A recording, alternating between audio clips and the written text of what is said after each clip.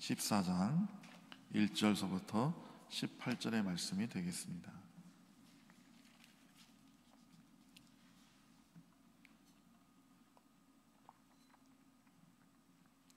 사도행전 14장 1절에서부터 18절까지의 말씀입니다. 이에 이고니온에서 두 사도가 함께 유대인의 회당에 들어가 말하니 유다와 헬라의 허다한 무리가 믿더라. 그러나 순종하지 아니하는 유대인들이 이방인들의 마음을 선동하여 형제들에게 악감을 품게 하거늘 두 사도가 오래 있어 주를 힘입어 담대히 말하니 주께서 그들의 손으로 표적과 기사를 행하게 하사 자기 은혜의 말씀을 증언하시니 두 신의 무리가 나누어 유대인을 따르는 자도 있고 두 사도를 따르는 자도 있는지라. 이방인과 유대인과 그 관리들이 두 사도를 모욕하며 돌로 치려고 달려드니 그들이 알고 도망하여 루가오니아 두 성 루스드라와 더베와 그 근방으로 가서 거기서 복음을 전하리라. 루스드라에 발을 쓰지 못하는 한 사람이 앉아 있는데 나면서 걷지 못하게 되어 걸어본 적이 없는 자라. 바울이 말하는 것을 듣거늘 바울이 주목하여 구원받은 만한 믿음이 그에게 있는 것을 보고 큰 소리로 이르되 내 발로 바로 일어서라 하니 그 사람이 일어나 걷는지라. 무리가 바울의 한 일을 보고 루가오니아 방언으로 소리질러 이르되 신들이 사람의 형상으로 우리 가운데 내려오셨다 하며 바나바는 제우스라 하고 바울은 그 중에 말하는 자이므로 헤르메스라 하더라. 시외 제우스 신당의 제사장이 소와 화환들 가지고 대문 앞에 와서 무리와 함께 제사하고자 하니 두 사도 바나바와 바울이 듣고 옷을 찢고 무리 가운데 뛰어들어가서 소리질러 이르되 여러분이여 어찌하여 이런 일을 하느냐. 우리도 여러분과 같은 성정을 가진 사람이라. 여러분에게 복음을 전하는 것은 이런 헛된 일을 버리고 천지와 바다와 그 가운데 만물을 지으시고 살아계신 하나님께로 돌아오게 함이라. 하나님이 지당한 세대에는 모든 민족으로 자기들의 길들을 가게 방임하셨으나 그러나 자기를 증언하지 아니하신 것이 아니니 곧 여러분에게 하늘로부터 비를 내리시며 결실기를 주시는 선한 일을 하사 음식과 기쁨으로 여러분의 마음에 만족하게 하셨느니라 하고 이렇게 말하여 겨우 무리를 말려 자기들에게 제사를 못하게 하니라. 아멘. 그럼 그리스도인에게 있어서 전도는 아주 중요한 사명입니다. 주님께서 여러 번 명령하셨죠. 너희는 땅 끝까지로 내 증인이 되라 이렇게 말씀하셨습니다. 오늘날 우리가 전적으로 전도만 하는 분들은 그렇게 많지는 않죠. 근데 제가 우리 대한민국에서 최고의 전도왕이라는 분들을 몇 번 초청해서 교회에서 간증을 들은 적이 있는데 이분들은 참 대단한 게 하루에 8시간씩 월요일날부터 토요일까지 전도를 해요. 완전 그냥 하루 종일 전도만 하는 사람들이죠. 그러니까 1년에 그분들이 전도하는 사람이 막 5,000명, 10,000명 막 이래요. 여러분 하루에 8시간씩 전도하니까 그렇게 열매가 많이 있는 거예요. 물론 수많은 사람들이 거절하고 막 박해하고 싫어합니다. 그러나 많이 하면 많이 할수록 그 소수의 사람들이 예수를 믿는데 그 소수가 많아지는 거죠. 내가 100명한테 전하면 90명이 거절하고 10명이 예수를 믿는다 쳐요. 1000명한테 전하면 100명이 예수 믿는 거고 10,000명한테 전하면 1000명이 예수를 믿는 겁니다. 그래서 전도는 많이 하면 많이 할수록 열매가 많이 있게 되는 겁니다. 그래서 그분들의 전도하는 비결을 들어봤더니 어떤 분들은 무슨 선물을 많이 해서 했다고 그러고 찾아가서 날마다 찾아가서 전도했다고 그러고 여러 방법이 많은데 공통점 하나는 딱 그거 하나예요. 하루에 8시간씩 일주일 내내 전도했다는 거. 그러니 열매가 없을 수가 없는 거죠. 오늘 본문에서는 바울과 바나바가 어떻게 전도자의 삶을 살았고 어떻게 사역했는지가 나오고 있습니다. 이 바울과 바나바가 소아시아 내륙 지방인 이고니안에 갔습니다. 지도 한번 보여주시죠. 좀 확대해 보면 우리 지난주에 구브로 저 섬에 가서 전도했고요. 그리고 우리가 보자는데 14장 끝에 보면 저 안디옥 오른쪽에 바울과 바나바를 파송한 안디옥이 아니라 그쪽에 있는 다른 쪽에 있는 똑같은 도시 이름인데요. 안디옥에 가서 복음을 전하고 거기서 많은 핍박이 있었죠. 그래서 그 이고니온 정 가운데 있죠. 이고니온으로 옵니다. 이고니온에서 복음을 또 전하는데 또 막 핍박이 있으니까 그 밑에 루스드라로 가죠. 거기서 안진뱅이, 태어나부터 한 번도 걸어본 적이 없는 안진뱅이를 바울이 예수의 이름으로 치유하게 됩니다. 근데 거기서도 막 핍박이 나니까 그 옆에 더베가 있죠. 그 더베로 갑니다. 그러니까 이제 이고니온, 그 루스드라, 더베는요 지금의 튀르키예입니다. 그러니까 지금의 터키 지역을 의미하고 있습니다. 그 유대인 그 회당에 들어가서 바울이 먼저 전도했는데요. 바울은 늘 어딜 가든지 먼저 회당에 갔어요. 그러니까 바울이 그만큼 유대인들을 자기 민족을 사랑하는 거죠. 근데 그 당시 문화가 회당에서는요 특별한 목회자가 따로 있는 게 아니에요. 회당 지기가만 있을 뿐이고 어떤 그 외부에 살던 사람이든지 한해 어떤 유대인들 간에 그가 원하면 거기서 말씀을 전할 수 있는 그런 문화가 있었어요. 그래서 바울은 제일 먼저 자기 민족의 그 회당으로 가서 복음을 전했습니다. 그러니까 오늘 본문에 보니까 그 이고니온의 유대인과 헬라인과 그 여러 허다한 무리가 예수를 믿었다고 했습니다. 여러분 전도자에게 있어서 가장 큰 기쁨은 그들이 복음을 받아들이는 거죠.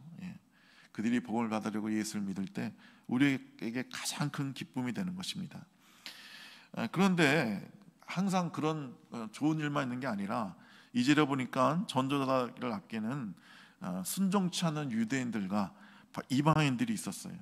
그래서 그 유대인들이 이방인들의 마음을 선동해서 그 바울과 바나바에게 악감을 품게 하고 그들을 무섭게 핍박했습니다. 그게 참 고통스러운 거죠.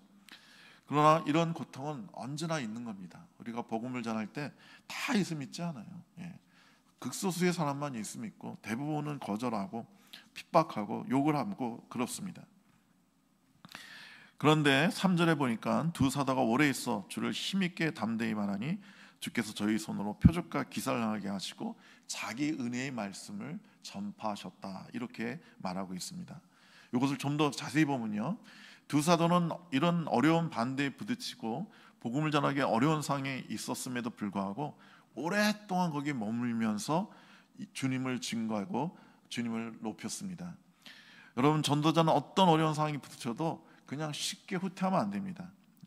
아무리 어려움이 있어도 인내를 가지고 끝까지 견디고 우리가 복음을 전해야 됩니다. 여러분, 그 낚시꾼들 보면요, 그 하루 종일 그 낚시 그 찌만 바라보고 있거든요. 근데 저도 낚시를 좋아해서 잘하는데 어떤 날은 한 마리도 못 잡아요. 몇 시간을 앉아 있고 뭐 계속 그 미끼를 갈아 끼워도 한 마리도 안 잡혀요. 근데 에이 한 마리도 안 잡히네 하고 그냥 가버리는 사람은요 낚시꾼이 아니에요. 그건 초보 낚시꾼. 진짜 낚시꾼이요, 한 마리도 안 잡혀도 그냥 계속 그 자리에 앉아 있습니다. 그리고 그 낚시하는 그 자체를 즐기는 거예요. 그 물을 바라보고 있고 찌를 바라보고 있는 그 자체를 좋아하는 겁니다. 여러분, 그 농사꾼이 그 가을에 열매를 맺기 위해서 얼마나 고생합니까? 저는 사실은 농사를 전혀 모르지만 그 얘기 들어보면 너무너무 고생하잖아요.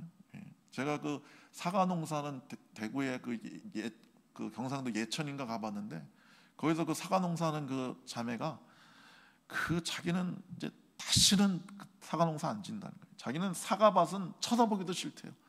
너무 고생해서, 너무너무 고생해가지고 자기는. 그 얘기 들어보니까 뭐 끝이 뭐 아무리 뜨거, 지금 노인들 이렇게 뜨거운데도 밭에 나가서 일하시잖아요. 이 뜨거울 때도 가서 김 메워줘야 되고 뭐 병충해 잡아줘야 되고, 저는 그 사과가 이렇게 많이 열리는데 그게 하도 벌레가 먹으니까 일일이 그거 다 싸줘야 되고, 물론 안 싸줘도 되는 나무 사과도 있지만요, 배나 뭐 포도 같은 거 일일이 싸줘야 되고, 또 난 그 많이 열린 대로 다 걷는 줄 알았더니 그것도 아니래요. 또 그걸 솎아내야 되던데요. 그걸 또 그 좀 안 좋은 거 잘 못 열리는 건 다 솎아내 줘야 나머지 과일들이 달콤해지고 잘 익는다는 거예요. 그럼 그걸 일일이 다 손으로 하는 거잖아요. 그러니까 그렇게 오랫동안 고생하고 인내해서 가을에 풍성한 열매를 맺게 되는 것입니다. 사도들의 전도 생활은 인내하는 전도 생활이었습니다. 예. 여러분 그 이단들도 얼마나 열심히 전도해요. 우리 저 아산시에 보면 제일 전도 열심히 하는 사람들이 여호와의 증인들이에요. 그래서 하루 종일 그 사람 바꿔가면서 뭐 파수대 그 세워놓고 전도하잖아요. 몰명교는요, 모든 교인이 무조건 2년 동안 선교사가 되어야만 합니다. 그래서 우리나라에 수많은 그 미국 사람들 와가지고 그 몰명교 청년들이 2명씩 짝져가지고 가가고 방문하면서 전도하지 않습니까? 예. 사도들은요 이렇게 열심히 복음을 전하는데 자기 힘과 지혜로 전한 게 아니라 주님의 힘을 의지해서 주님의 능력으로 그 복음을 전했습니다. 예. 그래서 그 결과가 뭐냐? 주님께서 저들의 손에 표적과 기사가 나타나게 하셨어요. 여러분 사도들이 자기의 힘으로 했다면 이런 기적이 안 일어났을 거예요. 근데 성령의 능력을 힘입어서 주님의 이름으로 이 사역을 하니까 그런 표적과 기적이 나타났다는 거예요. 그리고 두 사도가 복음을 전했지만 실질적으로는 주님이 성령을 통하여 직접 증거하신 겁니다. 3절에 보면 자기의 은혜의 말씀을 증거하시니 라고 되어 있잖아요. 그러니까 주님이 증거하신 거예요. 주님이 역사하신 거예요. 예. 그래서 요즘은 성령께서 주님께서 놀랍도록 역사하십니다. 예. 여러분 그 인도네시아나 말레이시아가 그 무슬림 국가거든요. 예. 특히 인도네시아 같은 경우는 세계 최대 회교 국가예요. 여러분 회교 국가면 어디야? 그 이란이나 뭐 사우디아라비아 생각하시는데 숫자로 보면 인도네시아가 최고 무슬림 국가예요. 2억 명의 회교 무슬림이 있어요. 그리고 말레이시아도 회교 국가인데 말레이시아가 그 4개의 그 왕족들이 번갈아가면서 말레이시아 왕국을 지배한다고 그래요. 근데 그 왕족 중에 한 명이 그 메카, 그 사우디아라비아에 있는 메카에 이제 성지세를 하러 갔는데 택시를 타고 이제 그 사원으로 가자고 그러니까 그 머리가 긴 청년이 왜 그런 헛된 신을 믿냐고 하면서 복음을 전하더래요. 그래서 예수를 믿어야 된다고. 당신이 예수를 믿어야 구원을 받는다고. 그 막 복음을 전하는 거예요. 이 사람은 지금 독실한 무슬림으로서 성지순례 왔는데 거기서 기독교를 전하니까 이 사람이 얼마나 황당하고 화가 나요. 그래서 사우디아라비아는 종교 경찰이 있어요. 그래서 그 종교 경찰에 신고를 했어요. 그 택시 운전하는 그 젊은이가 나한테 복음을 전했다고. 이건 불법이거든요. 그래서 그 사람을 찾아내라고. 그래서 경찰들이 그 이 사람 왕족이니까 다 아는 사람이고 대단한 사람이니까 그 택시 기사를 찾았는데 못 찾았어요. 택시 회사에 가봤더니 그런 사람 없다는 거예요. 그래서 이 사람이 이상하다고 이제 고국으로 돌아와서 이제 얼마 후에 우연히 그 미국인 의사인데 그 선교사예요. 그 의사면서 선교사 그 가정에 초대를 받아 식사를 하면서 그 얘기를 한 거예요. 그 거실에서 이제 차를 마시면서 자기가 그 사우디아라비아 갔을 때 웬 머리가 긴 젊은이가 나에게 전도를 했다고. 상당히 기분이 나빴다고. 그런데 이제 식사를 하려고 이제 주방에 딱 들어갔는데 그 부엌에 들어갔는데 거기 예수님 그 초상화가 걸려 있는데 그 말레이시아 왕족이 그걸 보더니만 저 사람이라고. 저 사람이 날 전도했다고 그러더래요. 그래서 이 선교사가 와 예수님이 직접 나타나셨구나 해가지고 거기서 복음을 막 전해요. 그랬더니 이 왕족이 거기서 예수님을 믿었습니다. 그래서 뭐 말레이시아가 막 난리가 났어요. 예, 막 기사에 나오고. 그러니까 제가 볼 때는 주님이 이제 마지막 때가 가까웠으니까 주님이 직접 나타나셔서 그렇게 전도를 하시는 것 같아요. 4절에 보면 따르는 자도 있고 이 복음을 따르는 자도 있고 따르지 않는 자들이 있었습니다. 극도의 핍박이 있었어요. 예. 여러분 우리 복음을 전하면 항상 이런 핍박은 있기 마련입니다. 우리가 이걸 각오해야 되는 거예요. 예. 그 전도하는 여자분이 있었는데 그 아파트에서 어떤 분이 이사를 오니까 그 아파트에 살고 있던 친구가 얘기를 하는데 우리 아파트가 다 좋은데 한 가지 아주 안 좋은 게 있다고. 뭐가 안 좋냐 했더니 웬 미친 예수쟁이 여자가 맨날 찾아와서 문 두드리고 예수 믿으라고 한다고. 그 여자 때문에 아주 골치 아프다고. 그러니까 이 여자가 걱정하지 말라고 내가 아주 그냥 쓴맛을 보여줘서 다시는 이 아파트에 오지 못하게 하겠다.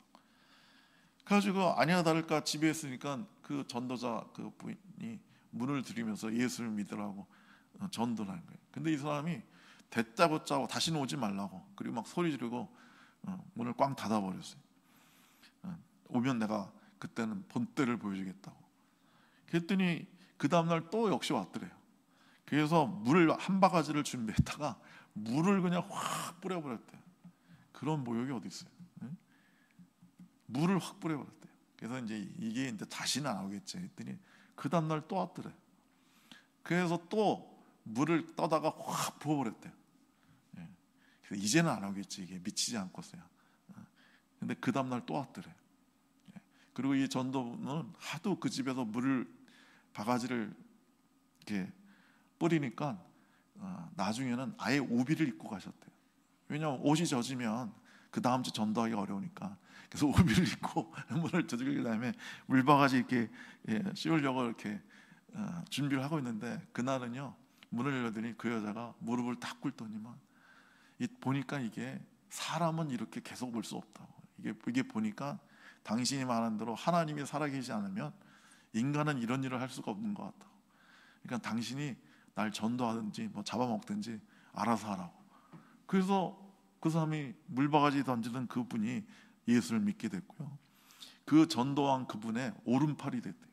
그래가지고 그렇게 핍박하던 그 복음을 자기가 그 아파트에서 매일같이 돌아가면서 전도하고, 그리고 그분한테 그 권사님 만날 때마다 죄송하다고, 그때 물바가지 세워서 죄송하다고. 그런데 권사님이 그런데도 참고 나 전도해줘서 너무 고맙다고 그런다는 거예요. 자, 이렇게 핍박이 있으니까 그 다음에 루스드라로 갑니다. 우리가 아까 지도에서 봤죠. 이곳에서 아주 가까운 거리예요. 루스드라에 갔더니 그 안진뱅이가 있었는데, 그 사람이 이 바울이 전하는 복음을 듣는데 바울을 이렇게 보니까 얼굴에 막 감격이 나타나는 거예요. 그래서 그에게 믿음이 들어간 걸 보고 바울이 예수의 명하니 일어나 걸어라 하니까 벌떡 일어나 걸었단 말이죠. 이 놀라운 역사죠. 사도행전 3장에 보면 베드로도 성전 미문에 앉아있던 안진뱅이를 예수의 이름으로 일어나 걷게 하죠. 그러니까 바울도 베드로 사도와 같이 어떤 가게냐면 대등한 그 위치에서 사역을 했다는 것을 말해주고 있는 것입니다. 베드로가 유대인의 사도라면 바울은 이방인의 사도라고 볼 수 있는 거예요. 베드로가 고친 안진뱅이가 유대인의 영적 상태를 말한 거라면, 루스드라에 앉아있는 이 안진뱅이는 이방인의 정신 상태, 영적 상태를 보여준 것인 거예요. 여러분, 이 세상에 누구든지 주님을 만나기 전까지는 영적으로 안진뱅이나 다름없어요. 여러분, 안진뱅이의 특징이 뭐죠? 여러분, 안진뱅이는요 이 말이 많다고 그래요. 몸을 못 움직이니까 이 말로서 많이 하는 거예요. 제가 지도한 그 중등부 여자애였는데 아버지가 그 아파트에서 일하다 떨어져서 완전히 하반신 마비가 됐어요. 그래서 늘 집에만 있죠. 근데 아버지가 그렇게 잔소리가 많다는 거예요.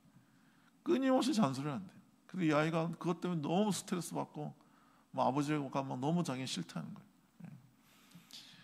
여러분, 안진뱅이 특징은요 말이 많은데 행함은 없는 거예요. 안진뱅이니까 전혀 자기는 몸을 못 움직여요. 그래서 세상은요 말은 많아요. 뭐가 진리고 뭐가 철학이고 뭐 어떻게 하면 행복하게 살 수 있고 뭐 어떻게 살아야 잘 사는 것이고 뭐 서로 사랑해야 된다 그러고 용서해야 된다 그러고, 이번에 어떤 국회의원 뭐 불법 차명 주식 거래를 국회에서 하다가 그 걸려가지고 그건 지금 뭐 난리가 났잖아요. 근데 제가 기사 보니까 그분이 책도 썼대요. 공직자는 청렴해야 된다고. 공직자는 청렴해야 되고 부당한 거래를 하면 안 되고 부당한 금액을 취하면 안 된다고 책도 쓰신 분이래요. 그리고 그렇게 국회의원 사이에서 아주 신망이 두텁던 사람이래요. 아주 신실하고 좋은 사람이라고. 그런데 그렇게 말은 번지르게 해놓고 자기가 불법으로 차명거래를 한 거예요. 왜 차명거래해요? 그러니까 자기가 국회의원으로 정보가 있잖아요. 그 국회의원으로 얻는 정보를 가지고 주식 투자해서 엄청난 돈을 받는데 자기 이름으로 하면 걸리잖아요. 그러니까 자기 보좌관 이름으로 한 거예요. 그러니까 말은, 책도 쓴 사람이 말은 정직해야 된다고, 부당한 금액을 거래를 하면 안 된다고 하던 사람이 그냥 실제로는 그걸 행하지 못하고 그 악을 행한단 말이죠. 그게 세상이에요. 그러니까 이 사람들이 난리가 나는 거예요. 그러면서 제우스가 우리 가운데 임하셨다 막 이러면서 난리가 났어요. 그 당시 그러니까 지금 영어가 세계가 공통어처럼 그 당시에는 그 헬라어, 특히 코이네라는 아주 쉬운 헬라어가 그 당시 공통어였어요. 왜냐하면 다 로마가 지배하는 세상이니까. 그러니까 이 두 사도 헬라어 코이네를 쓰고 있었는데 이 청중들이 기적을 보니까 흥분해가지고 헬라어 코이네를 한 게 아니라 그 자기 루스드라 방언으로 얘기를 한 것 같아요. 그러니까 전혀 이 바울과 바나바는 못 알아들었을 거예요. 그래서 그들이 지금 이 바울과 바나바에게 예배를 드리려고 하는데 그 예배 드리지 않은 말을 루스드라 방언으로 얘기했기 때문에 못 알아들어서 가만히 그냥 있었던 거예요. 근데 나중에 제우스 신당의 그 제사장들이 소를 몰고 오고 이제 거기서 직접 잡아서 제사 드리고 앉혀놓고 그다음에 화관을 씌우고 그러니까 그때서야 알고 그 바울과 실라가 이러면 안 된다고 혼비백산에서 말렸죠. 그러면 그 제우스는 헬라의 우두머리 신이죠. 그래서 로마의 주피터 신에 해당되고, 그다음에 그 헤르메스 신은 로마의 머큐리 신에 해당되는데 제우스 신의 대변자예요. 말을 잘하는 사람이 언어의 발명가고 웅변의 신이었어요. 그래서 제가 볼 때는 바나바는 아마 풍채가 좋았던 것 같아요. 그래서 바나바를 제우스라고 그러고 그 전도는 바울이 한 것 같아요. 근데 바울이 헬라 말을 워낙 잘하고 말을 너무 달변으로 하니까 그 바울은 헤르메스가 임한 것이다 이러면서 난리를 핀 거죠. 근데 그 마을에 전설이 있대요. 그러니까 옛날에 아주 고대에 제우스와 헤르메스 신이 사람의 모습으로 그 마을을 찾아왔대요.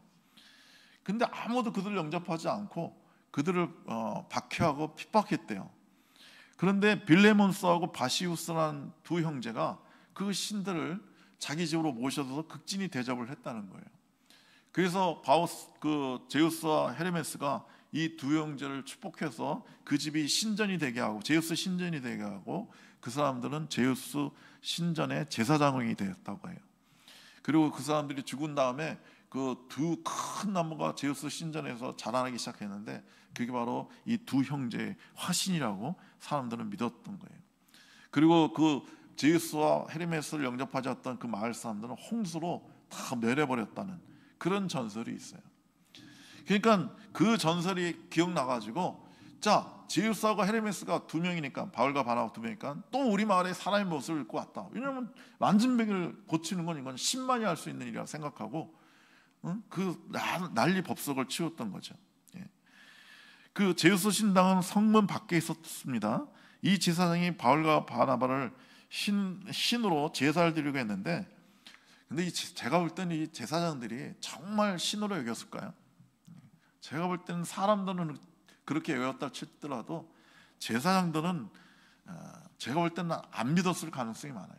그래도 사람들이 제우스와 헤르메스가 우리에게 임하셨다 그러니까 그것이 자기 그 제우스 신당의 제사장으로서 좋잖아요. 자기 제우스 신을 외치니까. 그래서 자기의 종교적 교권을 신장하고 사람들의 관심과 명예를 얻으려고, 그리고 신전에 오면 헌금도 많이 하니까 그 여러 가지 이득이 많으니까 이 제우스 신전의 제사장들이 급하게 소를 끌고 와서 분위기를 돋궈왔겠죠. 그 모습을 보고 바울과 바나바는 옷을 찢고 무리 가운데 들어가서 소를 지르면서 만류했죠. 여러분, 유대인들이 그 옷을 찢는다는 것은 실망과 혐오와 회개와 증오, 거부 등을 나타날 때 하는 일종의 간습이에요, 습관이에요. 그러니까 저들이 말하는 건 못 알아듣다가 저들을 우리 앞에 그 두 사람 앞에서 무릎을 꿇고 절을 하고 그러니까 나한테 제사하는 하고 그 영광을 그들이 취하지 않았어요. 헤롯은 그 사람들이 당신은 신이라고 그러니까 그때 그 영광을 하나님께 돌리지 않아서 벌레 먹어서 죽었잖아요. 그러면서 우리는 너희와 같은 성정을 가진 사람이라. 그러니까 여기서 쉽게 말하면 너희와 같이 보통 사람이다. 그러니까 우리한테 절대 절하지 말고 하나님만 예배해라, 하나님만 높여라, 그렇게 말을 했던 겁니다. 요즘 거짓 신앙은요, 외식하는 사람들은 하나님을 높이지 않고 자기를 높여요. 제가 전에 선교하고 왔다가 인천 공항에서 이제 잠깐 기다리고 있는데 라마교 같아요. 라마교 그 승복들은 독특하잖아요. 그 주황색. 근데 제가 참 희한한 광경을 봤어요. 그 라마승 중에서 최고 높은 사람인가 본데 주지승 정도 되나 보죠. 그 카페에 앉아서 그분이 차를 마시는데 그분은 의자에 앉아서 이렇게 차를 마시고 그 밑에 그 수행원들 스님들은 전부 다 바닥에 무릎 꿇고 앉아 있는 거예요. 아니 그 차디찬 콘크리트에서. 그러면서 그 대빵 스님은 거기 앉아서 아주 우아하게 차를 이렇게 마시고 계시더라고요. 그게 뭐예요? 우리는 다 형제고 다매죠. 그리고 또 제가 전에 TV를 봤는데 어느 기자가 여기자가 그 어느 무슨 사이비 교주를 취재하러 갔는데 그 교주가 그 취재하러 왔다고 그러니까 신전으로 데려가더니만 성전으로 데려가더니만 여기 앉으라고 그러고 자기 자리에 올라가는데 자리가 막 어마어마하게 높은 거예요. 그게 높은데 딱 앉아가지고 그 휘황찬란 제복이 있고 그 뭐죠? 그 성의 같은 거 있고 그리고 뭐 왕관 같은 거 쓰고 그 기자는 저 밑에 앉아 있는데 자 이제 인터뷰하시오 그러는 거예요. 제가 그거 보고 막 웃었어요. 여러분 그렇게 사람을 높이면 안 되는 거예요. 여러분 그 전설에 의하면요 그 루스드라에 데글레라는 사람이 이고니온에 데골리라는 사람이 있었대요. 근데 이 사람이 바울의 전도를 믿고 거기서 많은 핍박이 있었지만 그래도 예수 믿는 사람이 나왔다고 그러잖아요. 그 중에 제일 유명한 사람이 이 데골리예요. 이 데글리의 별명은 이고니온의 성자였다고 그래요. 그래서 엄청나게 이 사람이 주님을 섬기고 열심히 전도하다가 순교했다고 그래요. 그러니까 그 바울과 바나바가 그렇게 고난당하고 그 핍박 당하면서도 복음을 전했을 때 하나님께서 그 열매가 맺히게 해주신 거죠. 시편 126편 5절 6절을 보면 눈물 흘리며 씨를 뿌리는 자는 기쁨으로 거두리로다. 기쁨으로 단을 거두리라고 말을 하고 있어요. 우리가 고난을 당하면서 씨를 뿌려도 그 뿌리가 그 씨가 반드시 열매 맺게 하신다는 거예요. 제가 그 장신대 다녔는데 장신대 그 기도하는 그 그룹이 있었어요. 그 장신대 그 워커힐 뒤에 용마산인가 그 있는데 늘 거기 산에 가서 기도하고 막 그랬어요. 근데 어느 날 그 한 형제가 우리가 이렇게 기도만 하지 말고 우리 전도를 합시다 그런 거예요. 근데 그 말에 누가 반대해요? 그래 전도합시다. 그러더니 그럼 어떻게 전도할 거냐? 막 우리가 이렇게 막 상의를 하다가 우리 장신대에서 아주 가까운 거리에 차로 한 15분 20분 거리에 건국대가 있어요. 그 건국대학교 가서 전도를 합시다. 근데 우리가 어떻게 전도할 거냐? 막 아이디어를 막 서로 내는데 그 건국대 그 학생들 제일 많이 모이는 데가 대식당 있거든요. 한 몇백 명 들어가는 그 식당 가서 전도합시다. 근데 그냥 전도하지 말고 우리 예레미야처럼 퍼포먼스를 합시다. 그래서 어떻게 했냐면 그 식당 입구에서 한 형제를 밧줄로 묶은 다음에 질질 끌고 식당 가운데로 가서 그러면 이제 사람들이 쳐다볼 거 아니에요. 그러면 너희들도 이렇게 죄의 줄에 묶여서 지옥을 향해 가고 있다. 회개하고 예수를 믿어라. 그리고 이제 같이 간 교훈과 그 성악가 자매들이 앉아서 고개 들어 주를 맞이해 이렇게 찬양을 하고 이렇게 하기로 이제 콘티를 짜고 실제로 했어요. 그래서 기도하기를 베드로가 한 번 설교했을 때 3,000명이 회개하고 돌아온 것처럼 그 곳에 있던 그 대학생들이 다 회개하고 막 무릎 꿇고 막 뒤집어지게 해달라고 막 역사해달라고 막 간절히 기도하고 진짜로 그렇게 했어요. 대학생들이 회개하고 예수 믿었을까요? 막 애들이 막 쌍욕을 하는데 별 거지 같은 것들이 와가지고 생쇼를 하고 앉아있다고 하면서 막 숟가락을 막 던지고 막 그냥 쌍욕을 하는 게 쌍욕을. 그러니까 분위기가 험악하니까 애들이 다 나가버리는 거예요. 아니 그 중에 크리스찬도 있었을 거 아니에요. 와서 걔네들이 좀 위로해주고 그럴 것 같은데 너무 분위기가 험악하니까 아무도 안 오는 거예요. 그리고 다 나가버리는 거예요. 얼마나 민망해요. 막 그 퍼포먼스하고 막 무릎 꿇고 막 찬양도 하고 그랬는데 너무 민망하고 너무 창피해서 그 후로 몇 년 동안 아무도 그 사건을 입에 올리지 않았어요. 너무 창피해가지고. 근데 몇 년 후에 그 후배 전도사가 청년부 전도사인데 청년부 자랑을 막 하는 거예요. 우리 청년부가 나날이 막 부흥하고 있고 막 놀라운 역사가 일어나고 있다. 근데 이게 내가 자라서 그런 게 아니라 우리 청년부 회장이 다 전도하고 우리 청년부 회장이 우리 청년부를 막 부흥시키고 있다. 그럼 좋지. 그렇지. 평신도가 이렇게 전도하고 그러면 너무너무 좋지. 그랬더니 그 청년부 전도사가 뭐라고 하냐면, 근데 우리 그 청년부 회장이 예수 믿은 계기가 아주 특이하고 독특하다고. 이거 어떻게 예수 믿었는데? 그랬더니 이 청년부 회장이 건국대를 다녔대요. 그 어느 날 식당에서 밥을 먹고 있는데 웬 젊은 애들이 미친 짓을 하더래요. 그래서 밥을 먹으면서 불쌍하다 쟤네들. 야, 나는 돈 주고 하래도 저 짓은 못하겠다. 저게 무슨 미친 짓이냐? 어떻게 저런 생쇼를 하냐? 아유, 불쌍하다 애들이. 젊은 애들이 다 맛이 갔다. 그리고 이제 집에 갔는데 자꾸만 걔네들이 생각나더래요. 특히 이제 우리 신학과는 다 가난하니까 다 깨제자인데 그 교훈과 애들은 부잣집 딸내미들이라 옷이 괜찮거든요. 생긴 것도 아주 예쁘고. 야, 그 여자 대학생 애들은 집도 잘 사는 것 같고 다 멀쩡해 보이는데 어떻게 걔네들 이렇게 미쳐가지고 사람들 앞에서 저런 창피한 짓을 할까? 그래서 자꾸만 생각이 나더래요. 아니 도대체 예수가 누구길래, 예수라는 사람이 어떻길래 젊은 애들 저렇게 미치게 할까? 어떻게 저런 짓을 하게 할까? 계속 궁금하더래요.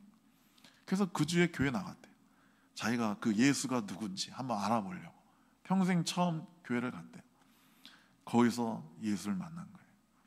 그래서 이 청년이, 이 대학생이 변화돼서 예수를 믿고 청년부 회장이 돼가지고 불타는 전도자가 됐다는 겁니다. 근데 주님은 참 놀랍죠. 그걸 알게 하신 거예요. 그래서 너희들이 그날 그 전도한 것이, 너희들이 그 창피당하고 그 모욕당하고 그런 것들이 절대 헛되지 않았다고 주님 가르쳐 주시는 거예요. 네. 여러분, 우리가 천국에 가서 제일 기쁜 일은요, 천국은 뭐 원래 기쁘지만 최고 기쁜 건요, 천국에 가서 사람들이 와가지고 내가 당신 때문에 예수 믿었다고, 내 당신이 전도하는 그걸 듣고 내가 예수 믿고 이렇게 천국에 와게 됐다고, 너무너무 고맙다고, 이런 얘기를 하는 사람이 막 줄을 서 있다면 그것처럼 기쁜 일이 어디 있겠어요? 그렇죠? 여러분과 제가 눈물 흘며 씨를 뿌려야 될 줄로 믿습니다. 아무리 어렵고 힘들고 창피당해도 계속 하고 또 하면, 뭐 잘못해도 돼요. 말을 버벅거려도 돼요. 뭐 방법은 어떤 방법도 상관없어요. 예. 계속 하고 또 하면 하나님께서 이렇게 기쁨으로 단을 거두게 하실 줄로 믿습니다. 기도하겠습니다. 좋으신 우리 하나님 아버지, 우리에게 이 놀라운 십자가의 복음을 주셨는데 우리가 이 놀라운 감격을 가지고 가만히 있지 않고 이 죽어가는 사람들, 병든 분들, 주님 알지 못해서 너무 외롭고 슬프고 어찌할 바를 모르는 사람들에게 찾아가서 복음을 전하는 주의 귀한 사역자들 되게 하여 주시옵소서. 아버지 하나님, 그러면 주님께서 말씀하신 대로 우리가 기쁨으로 단을 거두게 될 줄로 믿습니다. 예수님의 이름으로 기도드립니다. 아멘. 주기도문으로 주님께 나갑니다.